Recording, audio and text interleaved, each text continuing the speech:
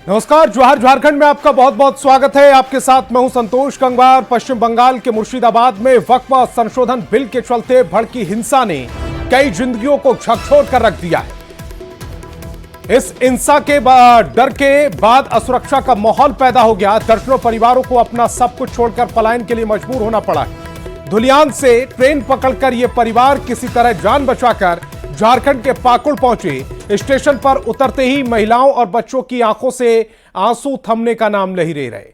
कंधे पर सामान, गोद में मासूम और आंखों में डर लिए महिलाएं जब पाकुड़ रेलवे स्टेशन पर उतरी तो हर किसी का दिल भर गया, कलेजा मुंह को आ गया।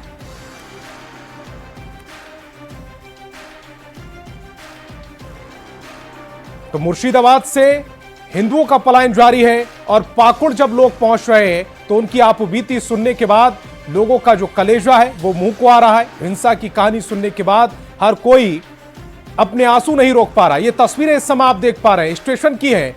रेलवे स्टेशन पर जब लोग कंधों पर सामान, हाथों में बच्चे और घर छोड़ने का दुख लेकर स्टेशन पर उतरे तो सबकी आंखें भर आई। इनकी कहानी सुनने के बाद हर कोई बेचैन है, परेशान है और मुर्शिदाबाद के हालात पर आंसू बहा रहा है।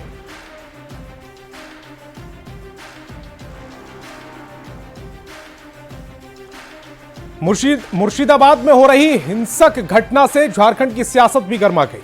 बंगाल कांग्रेस की सह प्रभारी अंबा प्रसाद ने कहा है कि बांग्लादेशी आतंकियों के लिए मुर्शिदाबाद सेफ जोन बन गया है और उनका राजनीतिक रूप से दुरुपयोग किया जा रहा है। स्वास्थ्य मंत्री इरफान अंसारी ने कहा कि ऐसी घटना बर्दाश्त करने लायक नहीं है। वक्फ संशोधन कानून से नाराजगी जताते हुए उन्होंने हिंसक आंदोलन का विरोध किया और बीजेपी को ही इसके लिए जिम्मेदार ठहराया। आके वहाँ पे उनके लिए वो सेफ जोन बन गया है। वो एसएमआई कहिए या फिर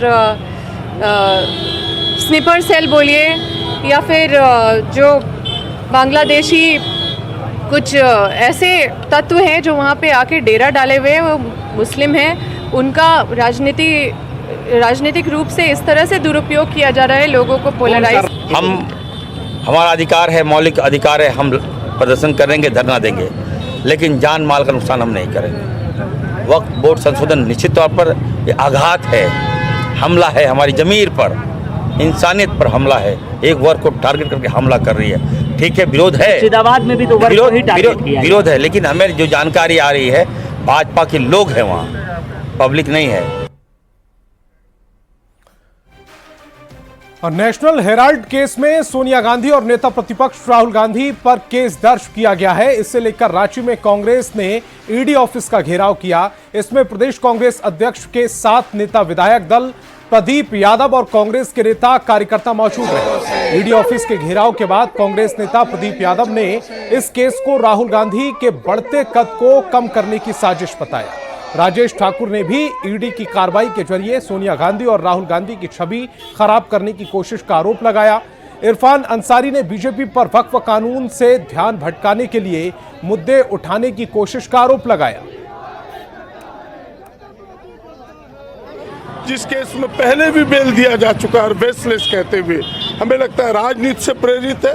कांग्रेस के बढ़ते कदम को रोकने का प्रयास है, राहुल गांधी के बढ़ते कद को रोकने का प्रयास है। हम जनता के सामने इन बातों को ला रहे हैं और सड़क पर उतरे हैं, न्यायालय के भी दरवाजे को खटखटाएंगे। जो 56 इंच का छाती का दम भरते थे, उनके 56 इंच के छाती को तोड़ने के लिए हम लोगों ने 56 विधायक देने का काम किया और एक बार फिर से मजबूत सरकार बनाने का काम किया। हम उसी तरह से अब केंद्र में भी सरकार बनाएंगे। जितना आतंक फैलाना है ईडी के जरिए, जो मन की बात करनी है और मनमानी करनी है वो करते रहें। हम सड़क से लेकर सदन तक और सदन से लेकर न्यायालय तक इस लड़ाई को लड़ते रहेंगे। आप मामला को डाइवर्ट करना चाहते हैं। वक्त बिल में संशोधन राहुल जी करवा रहे थे, जोरदार तरीके से मांग उठाया जा रहा था। कांग्रेस पार्टी इस बिल के विरोध में सड़कों पे आ रही थी।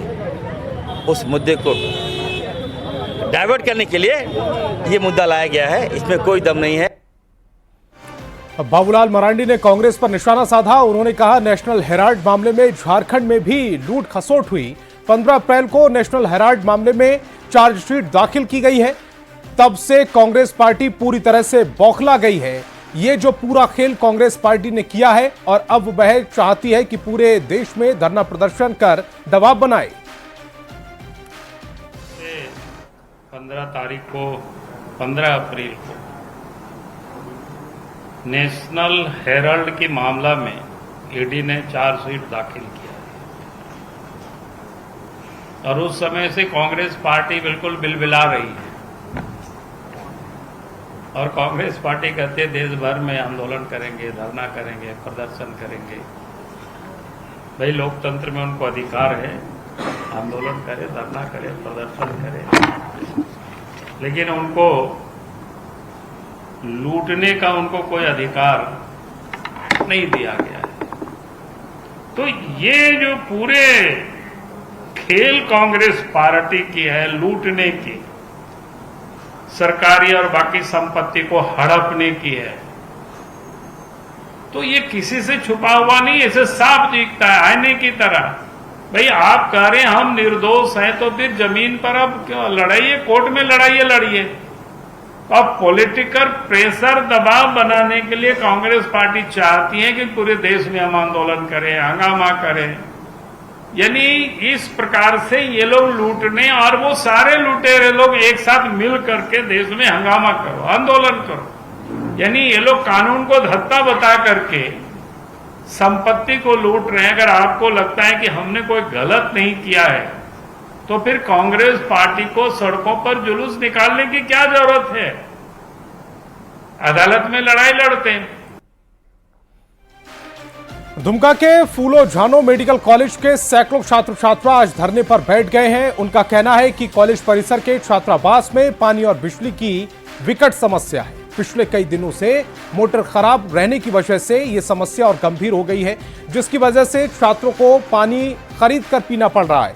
धरने पर बैठे छात्र छात्राओं ने संस्थान में मूलभूत सुविधाओं की उपलब्धता करने की मांग की है और फूलो झानो मेडिकल कॉलेज अस्पताल में ओपीडी सेवा को ठप करने धरने पर बैठ गए हैं। इससे मरीजों को काफी परेशानी हो रही है। ये भी काम नहीं हो पा रहा, तो पढ़ाई तो बाद की बात आ जाती है। दूसरा चीज़, जो वायर एक्सपोज है वो 11,000 वोल्ट का वायर है और वहाँ बाइक्स भी लगी रहती है, कभी भी आग लग सकती है। हमने प्रिंसिपल सर को हर सप्ताह हमने एप्लीकेशन दिया, लेकिन उस पर कोई सुनवाई नहीं हुआ। हमने डीसी सर को अप्रोच किया, उस पर भी कोई सुनवाई नहीं हुआ। कल हमने 10 बजे रात तक प्रोटेस्ट किया, उसके बाद भी कोई जब नहीं आया तो आज मजबूरन हमें ओपीडी बंद करना। हमारे कॉलेज में पानी और बिजली की बहुत बड़ी समस्या है। कॉलेज का अपना जो पंप है, एक ही पंप पे पूरा कॉलेज काम कर रहा था, अब वो भी ख़राब होने लगा है। तो कॉलेज का कोई भी स्टेबल वाटर सप्लाई नहीं है, जो भी पानी ज़्यादातर समय कटा ही रहता है। पीने वने का सारा पानी बाहर से ही लोग अक्सर इंतज़ाम कर रहे हैं। बिजली का भी बहुत दिक्कत है। कॉलेज का जो अपना पावर लाइन है वो सब जला हुआ है। जो यहाँ कंस्ट्रक्शन कंपनी LNT, उसी से एक तार खींचा गया जिससे पूरा कॉलेज काम कर रहा है। एकेडमिक ब्लॉक के सामने लगभग 10 बजे से स्टार्ट किया, वो लगभग हमारा 10 बजे रात तक चला। इस दौरान वहाँ पे कोई भी हमारे पास शासन प्रशासन या कॉलेज एडमिनिस्ट्रेशन नहीं किया। इसके बीच में 1-2 टीचर सिर्फ जो भी प्रभारी हैं, प्रिंसिपल सर के जो प्रिंसिपल इंचार्ज है वो गए थे और उन्होंने कुछ खास हमको ऐसा आश्वासन भी नहीं दिया, कोई ऐसी बात भी नहीं की और वो चले गए। बाकी बच्चे बैठे रहे 10 बजे रात तक। जब कोई नहीं सुनने के लिए गया तो हम लोग मायूस होकर के अपने हॉस्टल वापस चले गए और जाने के बाद हमने ये प्लान किया कि अब आगे कुछ किया जाए। उसके बाद हमने ये प्लान किया कि आज ओपीडी को ठप किया जाए। और दिल्ली से बड़ी खबर मिल रही है। वक्फ कानून पर जारी सुनवाई पर बड़ी खबर, कल भी सुप्रीम कोर्ट में सुनवाई जारी रहेगी। कपिल सिब्बल ने अंतरिम आदेश की मांग की थी। सरकार ने अंतरिम आदेश जारी करने का विरोध किया था। कल भी सुप्रीम कोर्ट में दोपहर 2 बजे सुनवाई शुरू होगी। दिल्ली से ये बड़ी खबर, महत्वपूर्ण खबर, जहां पर वक्फ कानून पर जारी सुनवाई पर यह बड़ी खबर है कि कल भी सुप्रीम कोर्ट में सुनवाई जारी रहेगी। कपिल सिब्बल ने अंतरिम आदेश की मांग की थी। सरकार ने अंतरिम आदेश जारी करने का विरोध किया था। कल भी सुप्रीम कोर्ट में दोपहर 2 बजे सुनवाई शुरू होगी। और खबर रांची से, जहां हफीजुल हसन के बयान पर झारखंड कांग्रेस के नेता अंबा प्रसाद ने प्रतिक्रिया दी। उन्होंने कहा कि हमारे दिल में धर्म है पर दिमाग में संविधान है। हमारे देश में हर तरह के धर्म के लोग हैं। अगर धर्म को प्राथमिकता मिलेगी तो देश टूटेगा। इसीलिए ऐसा बयान कहीं से भी सही नहीं है। कांग्रेस की ऐसी विचारधारा कभी नहीं रही है। हमारा एक ही मजहब है, भारत। में मेरे धर्म है, लेकिन दिमाग में मेरे संविधान है। जब हम उपासना करते हैं तो दिल से करते हैं, और जब हम न्याय करते हैं, जब शासन प्रशासन के साथ हम काम करते हैं, तो हम संविधान दिमाग से काम करते हैं। और निश्चित रूप से हमारा देश में आप देखिए कि विविध तरह के, हर तरह के धर्म, हर तरह के लोग रहते हैं। हमारी जो शक्ति है एकता में है। एकता टूटा तो शक्ति गई। और जिस तरह से अगर धर्म को प्राथमिकता अगर मिली तो देश टूटा। आप 14 अगस्त 1947 को देख लीजिए कि धर्म के आधार पे अखंड भारत के टुकड़े हुए, इंडिया पाकिस्तान हुआ। तो धर्म के आधार पे बस देश टूट सकता है, और इस तरह का बयानबाजी नहीं देना चाहिए। वो कोई कांग्रेस के स्पोक्स पर्सन नहीं है, और कांग्रेस का ये बिल्कुल विचारधारा नहीं है। गोड्डा के पथरगामा थाना क्षेत्र के सोनार चक में सड़क हादसे में ट्रक ड्राइवर की मौत हो गई। घटना से नाराज लोगों ने मुआवजे की मांग को लेकर गाड़ी मालिक के घर पहुंचे और शव को घर के बाहर रखकर मुआवजा मांगते हुए धरने पर बैठ गए। फिलहाल पुलिस मामले की जांच में जुट गई है। मालिक जन ओनर जे छै हमरा से मिलल नहीं आबे छै, केना नहीं मिलल आबे छै। बोले काम करल बोले आबे छल आधा राति, और अखने कांड होला छै, अखने अथी होला छै, गाड़ी से एक्सीडेंट होला छै, केना नहीं आबे छै मिलल हमरा से ओनर। कब हुआ था एक्सीडेंट? 12-1 बजे होला छै अथी एक्सीडेंट। अखने सोचे दिन गेल, केना नहीं हमरा से मिलल आबे। ये मनोज भगत के यहाँ 15 साल से प्लस से काम कर रहा था। उनका एक घर के सदस्य के साथ था, तो रात में दुमका के आसपास एक्सीडेंट हो गया। ट्रक टू ट्रक लड़ गया था, तो उसमें उनका डेथ हो गया। तो वहाँ पोस्टमार्टम होके दोपहर तक यहाँ घर बापुर आ गया था। लेकिन तब पर भी मनोज भगत बोला कि हम आ रहे हैं मिलने के लिए। फिर बाद में बोलने गोड्डा तक आ गया, बोलता है कि नहीं जा पाएंगे। आपराधिक वारदातों पर नकेल कसने के लिए पुलिस एक्शन में है। रांची पुलिस ने वरीय अधिकारियों के निर्देश पर अपराधियों का डेटा बेस तैयार किया है। ग्रामीण क्षेत्र में 500 से ज्यादा अपराधियों की सूची तैयार की गई और उनके खिलाफ कार्रवाई का निर्देश जारी किया गया। इस तरह से हम लोग अपराध को कम कर सकते हैं, इसके लिए हम लोगों ने एक प्लान तैयार किया है। हम लोग अपराधियों की सूची तैयार करके उनके खिलाफ गुंडा पंजी में एंट्री करवाना और बहुत लोगों पे सीसी की कार्रवाई के लिए हम लोग एक सूची तैयार कर रहे हैं। साथ ही साथ एनडीपीएस केसेस को प्रायोरिटी पे दिया जा रहा है, और जो एनडीपीएस केसेस जिसमें पहले से सीजर हुआ है उसको हम लोग विनिष्टीकरण को प्राथमिकता पे ले रहे हैं। बोकारो में विस्थापित अप्रेंटिस संघ के सदस्यों पर हुई लाठीचार्ज में प्रेम कुमार महतो की मौत हो गई थी। आज पीड़ित परिवार से मिलने के लिए पूर्व सीएम अर्जुन मुंडा परिजनों से मिलने के लिए पहुंचे। अर्जुन मुंडा ने परिजनों से मिलकर अपनी गहरी संवेदना व्यक्त की। इस दौरान उनके साथ बोकारो के पूर्व विधायक वीरेंद्र नारायण मौजूद रहे। अर्जुन मुंडा ने घटना को दुर्भाग्यपूर्ण बताया।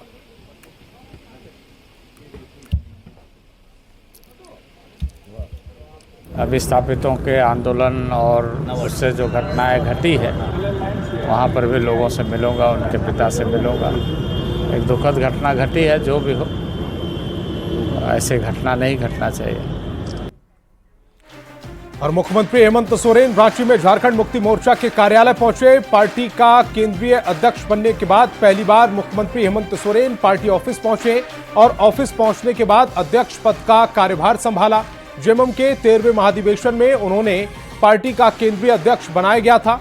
मुख्यमंत्री हेमंत सोरेन अचानक झारखंड मुक्ति मोर्चा कार्यालय पहुंचे और करीब 1 घंटा तक रुक कर पार्टी कार्यालय का मुआयना किया। उन्होंने पार्टी संगठन को मजबूत करने पर जोर देते हुए पार्टी की हर समस्या का समाधान निकालने की बात कही। ऑफिस में है, एक ये भी जिम्मेवारी है और पार्टी कैसे मजबूत हो इस पर हम लोग आगे काम करेंगे। अब देखिए, अब तो कल ही महाधिवेशन कंप्लीट हुआ है, थोड़ा समय बीतने दीजिए। बिहार चुनाव पहला होगा दादा आपके सामने अध्यक्ष के तौर पे। सभी चीजों को ध्यान में रखा जाता है।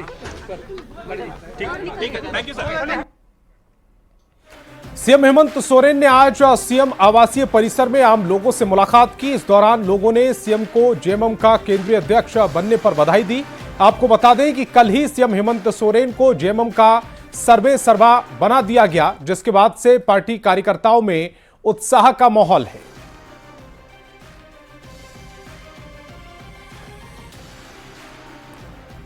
और दिल्ली से देवघर की दूसरी फ्लाइट सेवा आज से शुरू हो गई है। इससे देश भर के श्रद्धालुओं के लिए बाबा बैद्यनाथ धाम और वासुकीनाथ धाम का दर्शन कर वापस दिल्ली लौटना आसान हो जाएगा। अब यात्रियों की सुविधा को ध्यान में रखते हुए शाम की फ्लाइट सेवा भी उपलब्ध कराई जा रही है। दिल्ली और देवघर के बीच अब हर दिन 2 फ्लाइट चलेंगी, एक सुबह और दूसरी शाम को। शाम की फ्लाइट को लेकर यात्रियों में जबरदस्त उत्साह देखने को मिल रहा है। पहुंचने वाले यात्रियों के लिए एक बड़ी खुशखबरी है, साथ ही साथ देवघर वासियों के लिए भी एक बड़ी खुशखबरी आज से मिलने जा रही है। देवघर एयरपोर्ट से आज से नाइट लैंडिंग और नाइट उड़ान जो है शुरू हो रही है। सबसे पहले नाइट लैंडिंग की जो उड़ान है वो नई दिल्ली के लिए है। नई दिल्ली से 5:10 में फ्लाइट जो है देवघर के लिए उड़ान भरेगी, जो लगभग 7:10 में देवघर पहुंचेगी। और फिर यही फ्लाइट जो है 7:40 में देवघर से उड़ान भरकर दिल्ली 9:50 में पहुंचेगी। तो देवघर वासियों के लिए एक बड़ी खुशखबरी, यहाँ पहुंचने वाले देवाधिदेव महादेव की नगरी पहुंचने वाले यात्रियों के लिए भी एक बड़ी खुशखबरी है कि सेम डे आप देवघर आकर और पूजा करके बाबा बैद्यनाथ धाम से वापस दिल्ली के लिए जा सकते हैं। इसके अलावा स्टूडेंट जो देवघर से बाहर रहकर दिल्ली में पढ़ रहे हैं, उनके लिए भी आज से यह सेवा शुरू की गई है, जिसमें कि अब देवघर से दिल्ली की 2 फ्लाइटें जो है वो जो यहाँ से मिलेंगी। एक जो दिन के 11:10 में उड़ रही है, दूसरा फ्लाइट जो है देवघर से नाइट लैंडिंग की सुविधा के साथ साथ 7:40 में देवघर से उड़ान भरेगी, जो कि देवघर वासी और यहाँ के यात्रियों के लिए काफ़ी खुशखबरी वाली बात है। मनीष दुबे, न्यूज़ 18 देवघर। और हजारीबाग से बड़ी खबर मिल रही, 4 नाबालिग बच्ची की शादी रुकी है। बाल संरक्षण इकाई की पहल के बाद ये शादी रोक दी गई। 1 घंटे बाद नाबालिग की शादी होनी थी। शादी से पहले रेस्क्यू किया गया। विष्णुगढ़ टाटी झरिया बड़का गांव की ये पूरी घटना है। सभी के परिजनों से एक बॉन्ड भरवाया गया है। तो हजारीबाग से ये बड़ी खबर आपको बता रहे हैं। 4 नाबालिग बच्चियों की शादी होने वाली थी, लेकिन उसे रुकवा दिया गया है। बाल संरक्षण इकाई की पहल के बाद ये शादी रुकी है। 1 घंटे पहले शादी को रोका गया। 1 घंटे बाद नाबालिग बच्चियों की शादी हो जाती, लेकिन 1 घंटे पहले ये रेस्क्यू कर लिया गया। विष्णुगढ़ टाटी झरिया बड़का गांव की ये पूरी घटना है। सभी के परिजनों से एक बॉन्ड भी भरवा दिया गया है।